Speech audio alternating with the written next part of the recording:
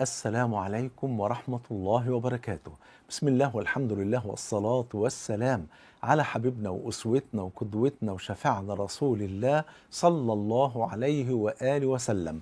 أعظم أسرار قوله تعالى: إن صلاتك سكن لهم. تعالوا نعرف بعد ما نصلى على حبيبنا صلى الله عليه وآله وسلم. قال جل وعلا: خذ من أموالهم صدقة تطهرهم وتزكيهم بها، أي خذ يا محمد صلى الله عليه وسلم من هؤلاء الذين اعترفوا بذنوبهم، خذ منهم صدقة تطهرهم بها من الذنوب والآثام، وتنمي بتلك الصدقة حسناتهم حتى يرتفعوا بها إلى مراتب المخلصين الأبرار. ثم قال بعدها جل وعلا: وصل عليهم، أي ادع لهم واستغفر لهم، فإن دعاءك يا محمد صلى الله عليه وسلم واستغفارك يعود عليهم بالراحة والسكينة والطمأنينة والرحمة والفرح.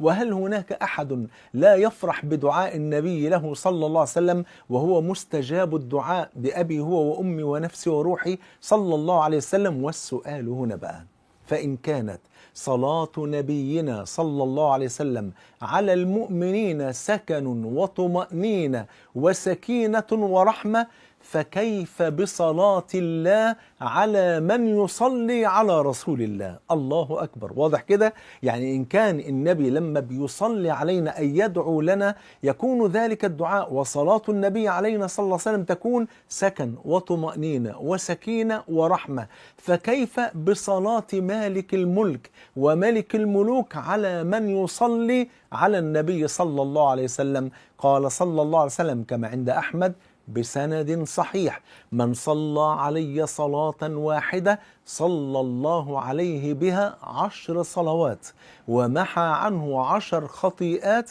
ورفعه في الجنة 10 درجات.